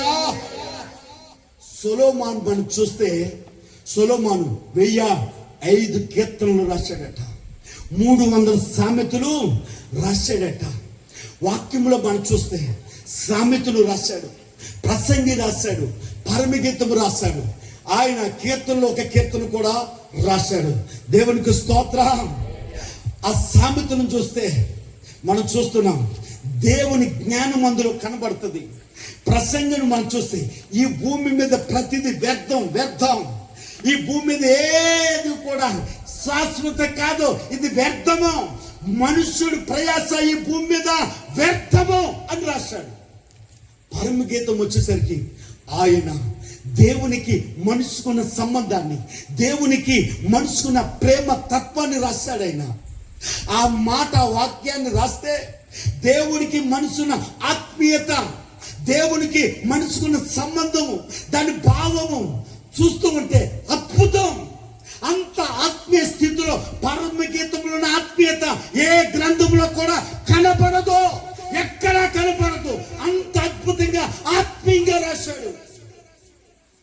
అంత అద్భుతముగా అంత ఘనముగా రాసిన సొలొమోను, దేవుని చేత శిఖరాగ్రం ఎత్తుకు కట్టబడిన సొలొమోను, ఆ ప్రపంచమంతటా ఆ ప్రపంచంలో సొలొమోను కాలంలో దేశ విదేశాల నుండి ఆ సొలొమోను నోటి నుండి జ్ఞాన సంపన్నమైన మాటలు వినటానికి ఎవరు వచ్చేవారట? దేశ రాణులు వచ్చారట, రాజులు వచ్చారట. అంతగా హెచ్చింపబడి కట్టబడిన కట్టడం ముగింపు వచ్చేసరికి అన్య దేవతల తట్టు తిరిగాడట, అన్య దేవతలకు దూపం వేశాడట, అన్య దేవతలకు బలిపీఠము కట్టాడట. దేవునికి స్తోత్రం. ఇంత ఎత్తున కట్టబడిన కట్టడమా? ఎందుకు కూలిపోయావు? ఎందుకు కూలిపోయావు? ఎందుకయ్యా నువ్వు కూలిపోయావు?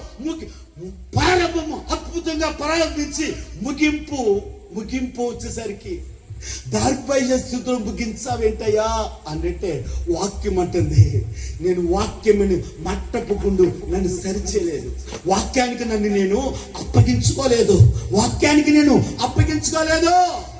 దేవునికి స్తోత్రం. వాక్యంలో మనం చూస్తే రాజుల గ్రంథంలో 11వ అధ్యాయము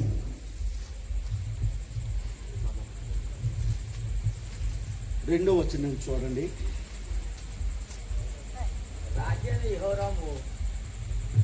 నేను చదువుతాను, వినండి. అయితే సొలొమోను ఫరో కుమార్తె గాక జనులలో ఇంకా అనేక మంది పరస్త్రీలను పై వచనాన్ని చెప్తున్నాను చదువుతున్నాను. మోయాబీలు, ఎదోమీయులు, అమ్మోనీయులు, షిదోనీయులు, ఇత్తీలను జనములు మీ హృదయములను తమ దేవతలతో తిప్పుదురు గనుక వారితో సహవాసము చేయకూడదు. దేవునికి స్తోత్రం. వాక్యము సొలొమోనుతో మాట్లాడుతుంది. వాక్యము నీతో మాట్లాడునట్లుగా, దేవుడు నీతో మాట్లాడునట్లుగా వాక్యము అను మట్టపు గుండు సొలొమోనుతో మాట్లాడుతుంది. అయ్యా, ఇత్తీలు, పెరిచీలు, అమ్మోనీయులు, మోయాబీలు, షిదోనీయులు వీరున్నారే, వీరు అన్య దేవతలను ఆరాధిస్తారు. వీరు అన్య దేవతల సహవాసము. ఇప్పుడు అంటున్నాడు, అన్య దేవతల సహవాసము కలిగిన వారిని నీవు వారితో సహవాసము చేయకూడదు. దేవుడు ఏమంటున్నాడట? అన్య దేవతల సహవాసం చేస్తున్న వారితో నువ్వు సహవాసం చేయొద్దు అంటున్నాడు. కొత్త నిబంధనలో పాపుల మార్గంలో నిలవద్దన్నాడు. అపహాసులు కూర్చున్న చోట కూర్చోవద్దన్నాడు. పాపుల మార్గంలో నిలవద్దన్నాడు. పాత నిబంధనలు అంటాడు, అయ్యా నువ్వు అన్య దేవతలు ఆరాధిస్తున్న వారితో సహవాసం చేయొద్దన్నాడు. సహవాసం కాదు, అంతకు మించి మనోడు చేశాడండి. అంతకు మించి మనోడు చేశాడట. వాక్యాన్ని చదివితే చదవండి. సొలొమోను ఫరో కుమార్తె గాక అన్యజనులో ఇంకా అనేక మంది పరస్త్రీలను మోహించి కామాతురత గలవాడే వారిని ఉంచుకొని వచ్చెను.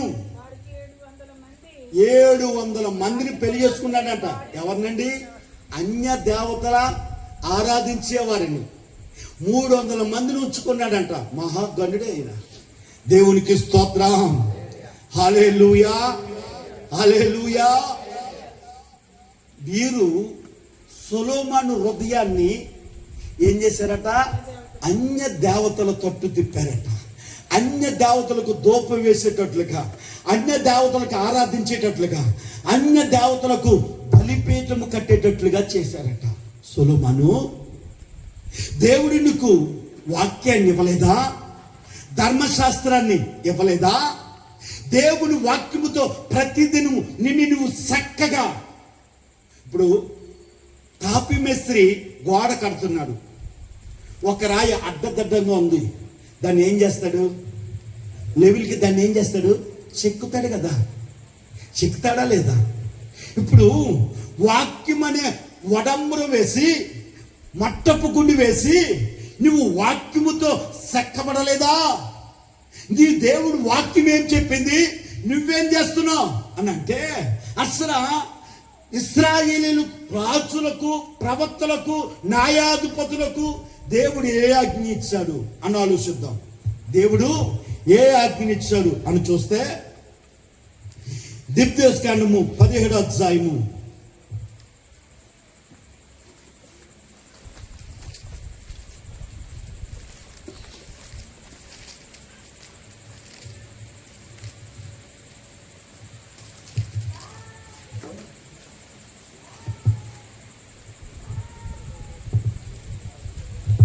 16 నుంచి చదువుదాం. అతడు గుర్రములను విస్తారముగా సంపాదించుకొనవలెను. జాగ్రత్తగా వినండి. సొలొమోను రాజుల కాలంలో ఉన్నవారు. ఈ వాక్యము మోషే కాలంలో రాయబడింది. వాక్యం ఎప్పుడు రాయబడిందట? మోషే కాలంలో రాయబడింది. ఇప్పుడు ఇశ్రాయేలీయుల మీద నేను ప్రవక్తల చేత మిమ్మల్ని పరిపాలిస్తున్నాను, తర్వాత న్యాయాధిపతులు వస్తారు, మీరేం చేస్తారు తెలుసా? నన్ను విడిచిపెట్టి నన్ను కాదని మీరు రాజులను కోరుకుంటారు. ఆ రాజులు మీరు ఏం చేస్తారంటే తను సేవకులుగా వారు చేసుకుని మిమ్మల్ని బానిసలుగా చేసుకుంటారు అని చెప్పాడు. ఇప్పుడు ఆ రాజుల కాలంలో అంటే మోషేకి ధర్మశాస్త్రాన్ని ఇస్తూ రాజుల కాలంలో రాజులు దేశాన్ని ప్రజలను పరిపాలిస్తున్న ఆ రాజులు ఎలాగుండాలో ఇక్కడ చెప్పాడు. ఎలాగుండాలో చెప్పాడు. మొదటిది, విస్తారమైన గుర్రాలను సంపాదించుకోకూడదట. ఏంటి చెప్పండి? విస్తారమైన గుర్రాలను సంపాదించుకోకూడదట. ఎందుకో తెలుసా? ఐగుప్తు రౌతులను గుర్రాలను దేవుడు ఎర్ర సముద్రంలో ముంచాడు. నీవు విస్తారమైన గుర్రాలను చూసి యుద్ధ రౌతులను చూసి నీవు మనసులో అతిశయపడకూడదు. నీవు అతిశయపడకూడదు, నీవు గర్వించకూడదు. కాబట్టి నీవు విస్తారమైన గుర్రాలను నీవు కలిగి ఉండకూడదు అన్నాడు. మనోడు ఎలాంటోడు తెలుసా? అసలు ఐగుప్తు దేశంలో ఉండే గుర్రాలు తెప్పించుకున్నాడట. ఐగుప్తు దేశంలో ఉండే గుర్రాలను తెచ్చుకున్నాడట. కింద చదువుదాం. యెహోవా ఇక మీదట ఈ త్రోవను వెళ్ళకూడదు. రెండు మాట ఏం చెప్తున్నాడండి? ఏ త్రోవను వెళ్ళకూడదు అంటే బానిసత్వముల నుండి ఇశ్రాయేలీయులను ఐగుప్తు దేశంలో నుండి కానాను దేశానికి నడిపించాడు. నువ్వు ఏ బానిసత్వాన్ని విడిచిపెట్టావో, నువ్వు దేనిలో నుండి విడిపింపబడి నీవు దేవుని చేత నడిపింపబడ్డావో, నీవు విడిచి వచ్చిన ఆ పట్టణం వైపు, ఆ దాసత్వం వైపు తిరిగి ఆ మార్గంలో తిరిగి వెళ్ళకూడదు. తిరిగి ఏం చేయకూడదట? వెళ్ళకూడదు. దేవుడు నీతో మాట్లాడుతున్నాడు. నీవు విస్తారమైన రథములు నీకు ఉండకూడదు అంటే నీవు దేవునిలో చక్కగా గర్వం లేకుండా, అసూయ లేకుండా, వంకర తనము లేకుండా కట్టబడాలి అంటే రౌతులు ఉండకూడదు. అనగా యుద్ధానికి కాలు దువ్వే తత్వం, గొడవలకు కాలు దువ్వే తత్వం ఉండకూడదు. గుర్రం ఏం చేస్తా తెలుసా? కళ్ళం పట్టు లాగానే కాలు దువ్వి పరిగెడుతూ ఉంటుంది. ఆ పరుగు నీకు ఉండకూడదు. రెండోదిగా అంటున్నాడు, నువ్వు విడిచిపెట్టిన మార్గంలో తిరిగి నువ్వు వెళ్ళకూడదు. దేవుడు అంటున్నాడు, ఏ పాపాన్ని విడిచిపెట్టి, ఏ లోకాన్ని విడిచిపెట్టి దేవుని పాదాల దగ్గరికి వచ్చావో, నీవు ఈ పరిశుద్ధ పాదాలు పట్టుకున్నావో, నీ విడిచిపెట్టిన పాపం వైపు నువ్వు మళ్ళొద్దు. నువ్వు తిరిగి ఆ దారిలో లోకంలో నువ్వు ప్రయాణించవద్దు. ఆ లోకం వైపు చూడొద్దు, పాపం వైపు చూడొద్దు, పాపం వైపు చూడొద్దు అని వాక్యం అంటుంది. పాపం వైపు ఏం చేయకూడదట? చూడొద్దు. కుక్క ఎప్పుడన్నా గెంజి తాగడం కానీ నీళ్ళ తాగడం కానీ చూసారా? ఏంటి చెప్పండి? చూడలేదా? కుక్క నీళ్లు తాగుతున్నప్పుడు నీళ్లను నోట్లోనికి తీసుకుని సగం నీళ్లు లోనికి తీసుకుని సగం నీళ్లు మళ్ళా బయటకు వెళుపుతుంది. ఏం చేస్తుంది చెప్పండి? కుక్క నీటిని నోట్లోని తీసుకున్న తర్వాత సగం నీళ్లు తను తాగి సగం నీళ్లు నోట్లో నుండి వెనకకి ఏం చేస్తుందట? వదులుతుంది. ఇప్పుడు దేవుడు అంటున్నాడు, కుక్క ఏం చేస్తుందో తెలుసా? అది వాంతు చేసుకుని కక్కుకుని దాన్ని తిరిగి తినడానికి ప్రయత్నం చేస్తుంది. ఇప్పుడు ఏ పాపాన్ని నువ్వు విడిచిపెట్టి వచ్చావో, ఏ అపవిత్రమైన మార్గం నుండి నువ్వు దేవుని దగ్గరకు వచ్చావో, ఆ మార్గం వైపు చూడకో. విడిచిపెట్టిన పాపాన్ని కక్కిన తర్వాత కుక్క తన వాంతికి తిరిగినట్లుగా మళ్ళీ పాపం వైపు తిరగద్దు. నిన్ను కడుతున్నాను, ఒక చక్కని కట్టడముగా నిన్ను కడుతున్నాను. నీవు నీ ఇంటిని కూల్చుకోవద్దు, నీ కట్టడాన్ని కూల్చుకోవద్దు. దేవునికి స్తోత్రం. దీనినే ప్రకటన గ్రంథంలో నిలువెచ్చని తనుము అని అన్నాడు. ఏమన్నాడు చెప్పండి? నిలువెచ్చని ఉంటే నీవు వెచ్చగా ఉండు, లేకపోతే నీవు చల్లగానే నిన్ను ఉండు. నువ్వు నులివెచ్చిన తనము కలిగి ఉంటే నా నోట నుండి ఉమ్మివేయ ఉద్దేశించుచున్నాను. ఉంటే భక్తి మార్గంలో ఉండు, లేకపోతే అపవిత్రమైన మార్గంలో ఉండు. ఉంటే దేవునిలో నిలకడగా ఉండు, లేకపోతే లోకములో ఉండు.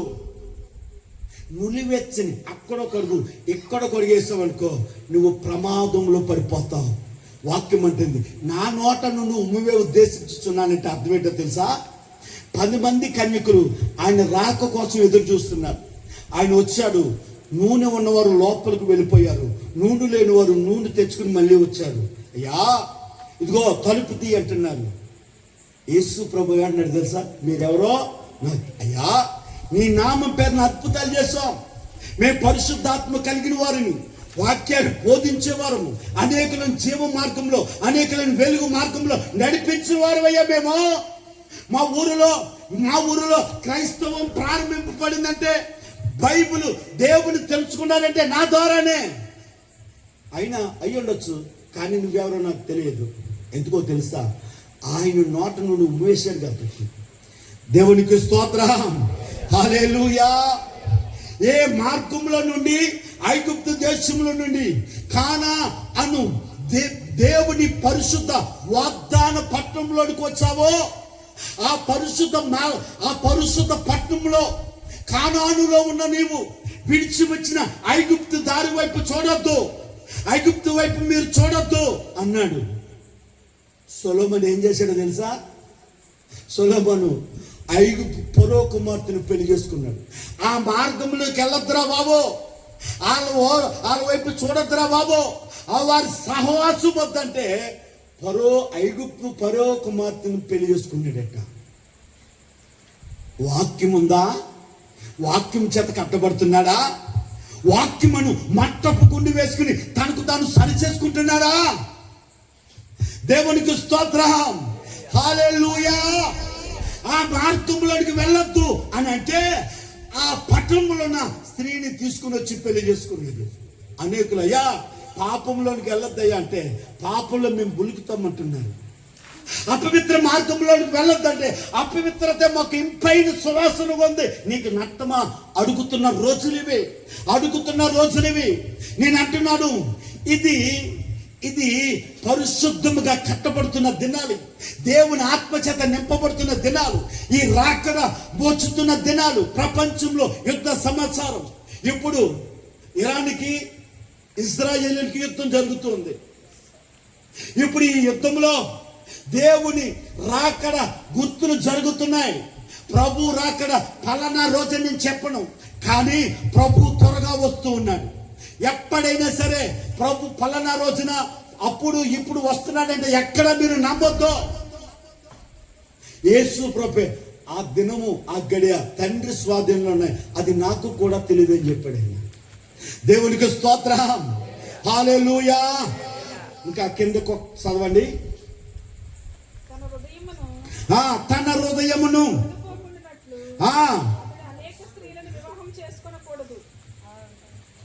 తన హృదయము తొలగిపోకున్నట్లు అతడు ఏం చేయకూడదట? ఇప్పుడు ఇశ్రాయేలు రాజులను పరిపాలిస్తున్నావా? ఇశ్రాయేలు రాజు అయిన నీవు ఇశ్రాయేలును పరిపాలిస్తున్నావా? నీవు నీ హృదయము తొలగిపోకుండా అనేక స్త్రీలను ఏం చేయకూడదట? వివాహము చేసుకోకూడదు. నేటి రోజులలో సేవకులకే 2-3 ఇల్లులు ఉన్న పరిస్థితులు ఉన్నాయి. జాగ్రత్త సుమా, నువ్వు జాగ్రత్తగా వాక్యం చేత కట్టబడాలి.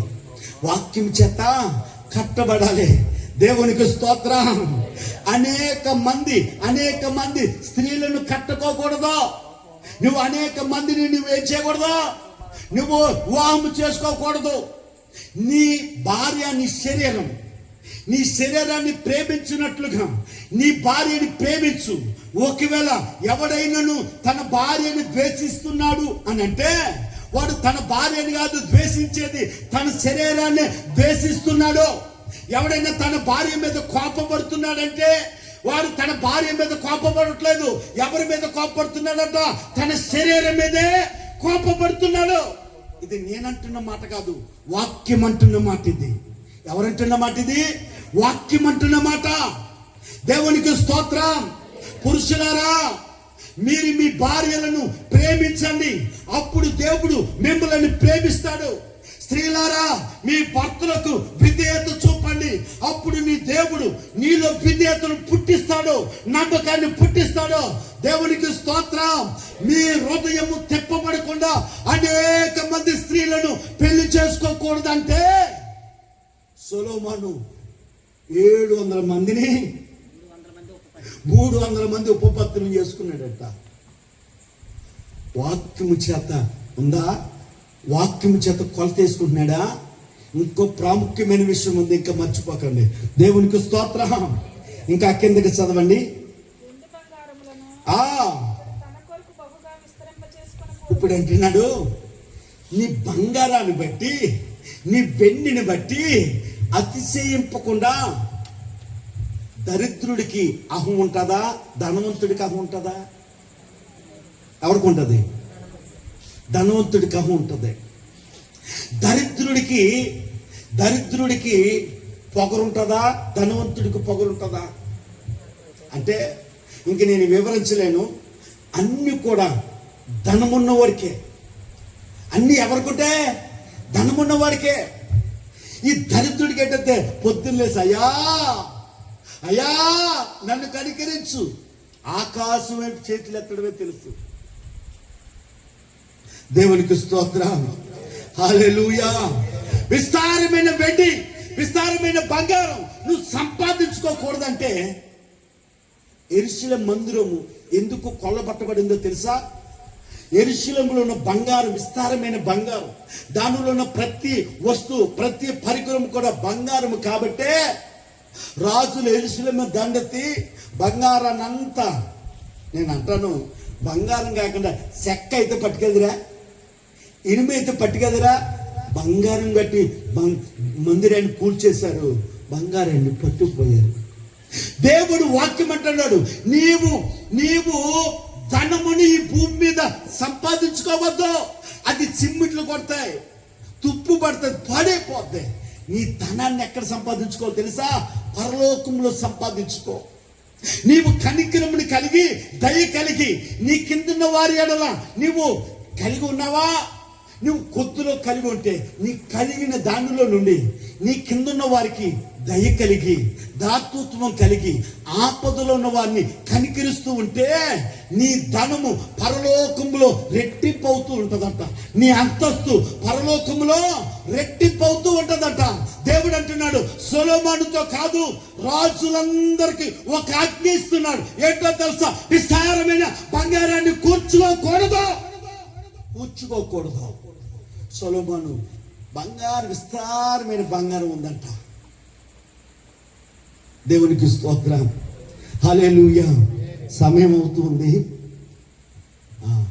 ఇంకొక మాట ఉంది, కిందకి చదువుదాం. దేవునికి స్తోత్రం. హల్లెలూయా.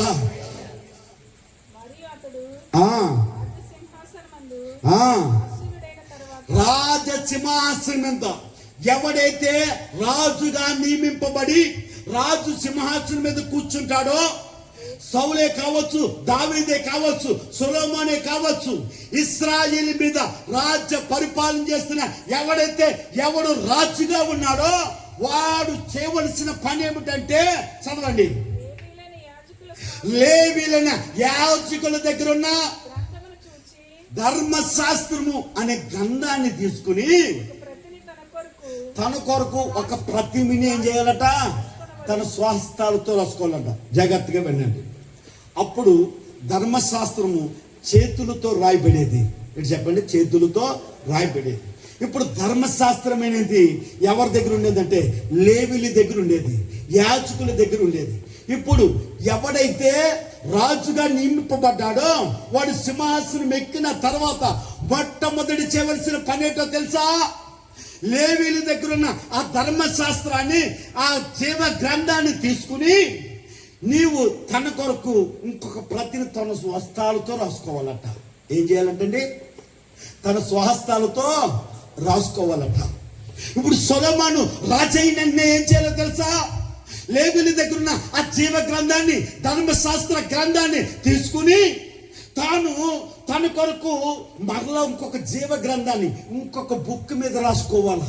ఇంకొక బుక్ మీద రాసుకుని ఆ జీవ గ్రంథాన్ని, ధర్మశాస్త్రాన్ని నిత్యము ధ్యానము చేస్తూ ఉండాలట.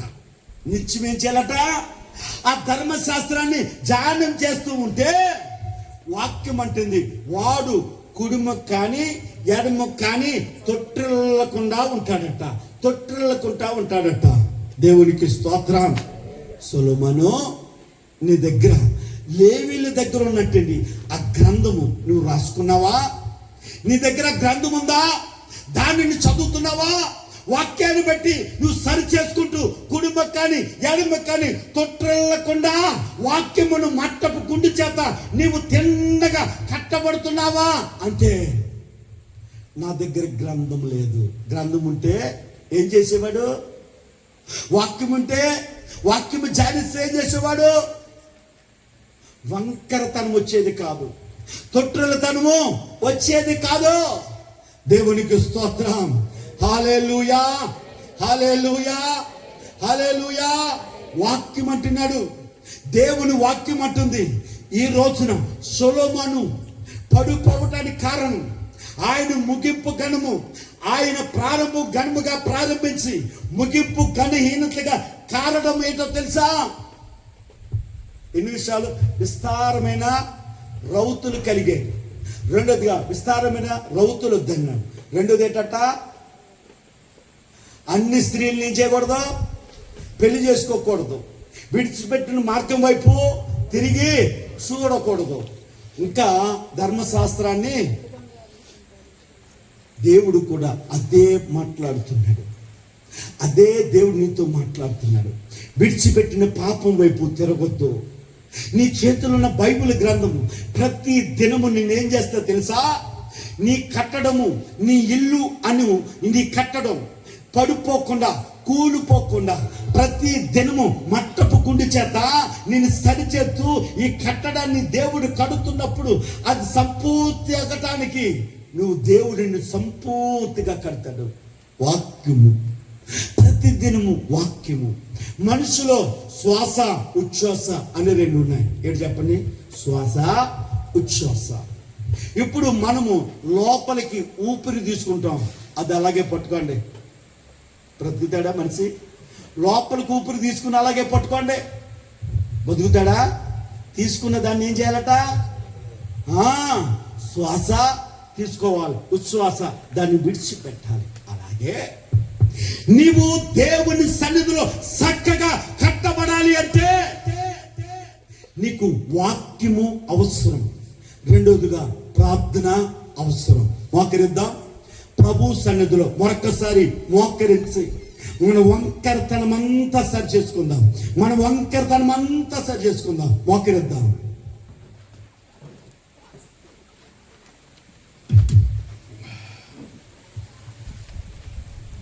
మోకరించి అవిధేయత అంటే సరిచేయమని ప్రభువుకు అప్పగించుకుందాం. మోకరిద్దాం. మనస్ఫూర్తిగా ఏ వాక్యాన్ని విన్నావో, దేవుడు నీతో ఏం మాట్లాడాడో అదే మాటను జ్ఞాపకం చేసుకుంటూ, అయ్యా దేవా, నా ప్రారంభము కన్నా నా ముగింపు నా ఘనముగా ఉండాలయ్యా. నేను తొట్టిల్లకూడదు. నాలో విశ్వాసము సన్నగిల్లకూడదు. నేను భక్తిహీనత నాలో ఉండకూడదు. చక్కగా నువ్వు నీ చేతులలో చక్కగా నేను నిర్మింపబడాలి. నా కట్టడం పూర్తవ్వాలి. నా కట్టడం పూర్తవ్వాలి. అయ్యా నన్ను కట్టని ప్రభు చేతికి అప్పగించుకో. నోరు తెలిసి యేసయ్యా నన్ను కట్టయ్యా, వాక్యము నన్ను కొలుస్తూ ఉంటే నా వంకరతనం నాకు కనబడుతుందయ్యా. నాలో నా అవిధేయత, భక్తిహీనత, అవిశ్వాసం నాకు కనబడుతుందయ్యా. అయ్యా నా వంకరతనం సరిచేసి నన్ను చక్కగా కట్టయ్యా.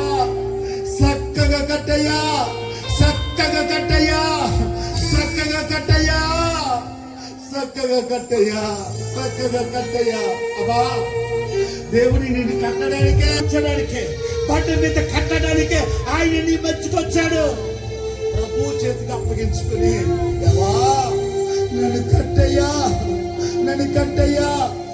ఎన్నో సార్లు నువ్వు కడితే నా చేతుల ద్వారా, నా ఉదేత ద్వారా నా కట్టడాన్ని కూర్చేసుకున్నాను, నా భక్తిని కూర్చేసుకున్నాను, నా విశ్వాసాన్ని కూర్చేసుకున్నాను, నా ప్రార్థన జీవితాన్ని కూర్చేసుకున్నాను, నా అభిషేకాన్ని కూర్చేసుకున్నాను తండ్రి, నా వాక్య అనుభవాన్ని కూర్చేసుకున్నాను. అయ్యా నీ పాదాల దగ్గర ఉన్నాను. తిరిగి కట్టడం ప్రారంభించు, కట్టడం ప్రారంభించు. చక్కగా నన్ను కట్టయ్యా దేవా. ఆనోకును కట్టినట్లుగా, నోవాహును కట్టినట్లుగా, అబ్రహామును కట్టినట్లుగా, నాయన ఇస్సాకును కట్టినట్లుగా, యాకోబును కట్టినట్లుగా, యోసేపును కట్టినట్లుగా, యేసయ్యా ప్రవక్తలను కట్టినట్లుగా నన్ను కట్టయ్యా, నన్ను కట్టయ్యా, నన్ను కట్టయ్యా.